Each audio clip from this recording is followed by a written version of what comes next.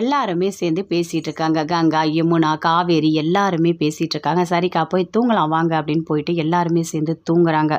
ஆனால் கங்கா மட்டும் தூங்கவே இல்லை. அப்படியே எழுந்து நைட்டு உட்காந்துட்டு இருக்காங்க. உடனே காவேரி எழுந்துக்கிறாங்க. அக்கா நீ இன்னும் தூங்கவே இல்லையா? இவ்வளோ நேரம் எதுக்காக முழிச்சிட்டு இருக்க அப்படின்னு கேட்குறாங்க. அதுக்குள்ளே யமுனா, நர்மதா எல்லாருமே எழுந்துக்கிறாங்க. இல்லடி எனக்கு ரொம்ப கஷ்டமாக இருக்குது நீ கல்யாணம் பண்ணிக்காமல் இருக்கிறது. நீ எதுக்காக விஜயை கல்யாணம் பண்ணிக்க மாட்டேன்னு சொல்கிற? அவர் ரொம்ப ரொம்ப நல்லவர். நீ ஏன் இப்படி பண்ணிகிட்டு இருக்க? நீ நல்லா இருக்கணும்னு நாங்கள் நினைக்கக்கூடாதா? அக்கா நீ ஏன்க்கா இப்படி பண்ணிகிட்டு இருக்க? கல்யாணம் பண்ணிக்க சொல்ல தப்பு இல்லை. அதுவும் ஒரு குழந்தைக்கு அப்பா அவரை போய் கல்யாணம் பண்ணிக்க சொல்கிற? இங்கே பாருக்கா அவர் எல்லாரும் முன்னாடியும் கல்யாணம் பண்ணிக்க சம்மதம்னு சொல்கிறாரு. ஆனால் அவர் மனசு முழுக்க அவங்க ஒய்ஃப் தான் இருக்காங்க. நான் எப்படி அவரை கல்யாணம் பண்ணிக்க முடியும்? என்னை மட்டுமே விரும்புகிற ஒருத்தர் தான் எனக்கு வேணும்.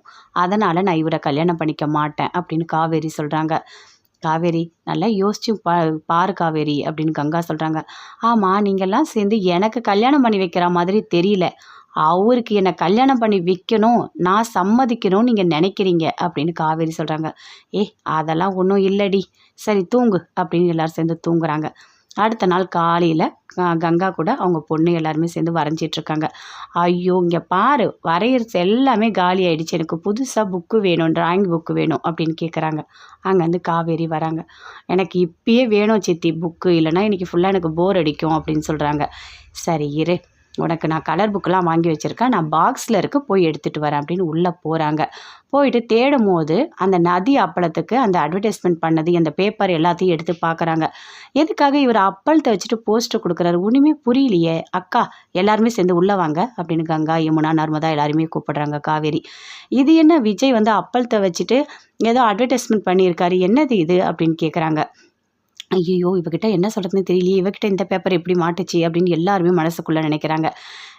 அது ஏதாவது பழைய பேப்பரில் ஏதாவது வச்சுருப்பாங்கடி, என்னது அது? அதெல்லாம் ஒன்றும் இல்லை அப்படின்னு சொல்கிறாங்க. ஐயோ அக்கா அப்பளத்துக்கு அவர் பாருக்கா, இது நதி அப்பளம்னா நாம் வச்சு இந்த அப்பளம் தானே, இவர் எதுக்காக வந்து இந்த மாதிரி நடித்தார் அப்படின்னு கேட்குறாங்க. அது ஏதாவது விளம்பரத்துக்காக நடிச்சிருப்பார், இல்லை ஸ்மார்ட்டாக இருக்கார் அதனால் நடிக்க வச்சுருப்பாங்க. நீ ஏண்டி இதெல்லாம் பேசிகிட்டு இருக்க, விடு அதெல்லாம் ஒன்றும் இல்லை அப்படின்னு சொல்லிட்டு சமாளிக்கிறாங்க. எல்லாருமே சேர்ந்து சாப்பிட்றாங்க. இங்கே பாரு அதிரசம் சுட்டு வச்சுருக்கேன், இதை எடுத்துகிட்டு போயிட்டு நான் விஜய் வீட்டுக்கு கொடுத்துட்டு வரேன் அப்படின்னு சாரதா கிளம்புறாங்க. அம்மா நீ போக வேண்டாம், நானே எடுத்துகிட்டு போய் கொடுக்குறேன் கொடு அப்படின்னு காவேரி வாங்குறாங்க. அதை எடுத்துகிட்டு விஜய் வீட்டுக்கு போகிறாங்க. போன உடனே அங்கே தாத்தா விஜய் எல்லாருமே இருக்காங்க. எல்லாருமே சேர்ந்து சாப்பிட்றாங்க. இது வந்து அதிரசம் அம்மா கொடுக்க சொன்னாங்க அப்படின்னு சொல்லிட்டு காவேரி கொடுக்குறாங்க.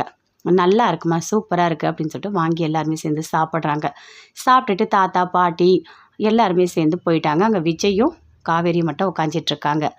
உங்ககிட்ட ஒரு முக்கியமான விஷயம் கேட்கணும். ஆமாம் நீங்கள் எப்போ விளம்பரத்தெல்லாம் நடிச்சிங்க? அப்பளத்துக்கெலாம் நடிச்சிருக்கீங்க. இது எங்கள் கம்பெனி அப்பளம் தானே, நதி அப்பளம்னு சொல்லிட்டு, அது எப்படி உனக்கு தெரியும் அப்படின்னு விஜய் கேட்குறாரு. இல்லை நான் எங்கள் வீட்டில் புக்கு தேட போனேன், அப்போது அதில் ஒரு நியூஸ் பேப்பரில் நீங்கள் வந்து விளம்பரம் பண்ணது இருந்தது, அதனால தான் நான் உங்ககிட்ட கேட்குறேன். எதுக்காக நீங்கள் நடிச்சிங்க, என்ன உண்மை சொல்லுங்கள் அப்படின்னு காவேரி கேட்குறாங்க. ஐயோ கடவுளே, இவகிட்ட நான் என்னத்தை சொல்லி புரிய வைக்கிறதுன்னு எனக்கு ஒன்றுமே புரியலையே, இவ வீட்டில் என்ன சொல்லியிருக்காங்கன்னு தெரியலையே அப்படின்னு விஜய் அப்படியே முழிச்சிட்ருக்காரு. என்ன சொல்கிறதுனே தெரியாமல்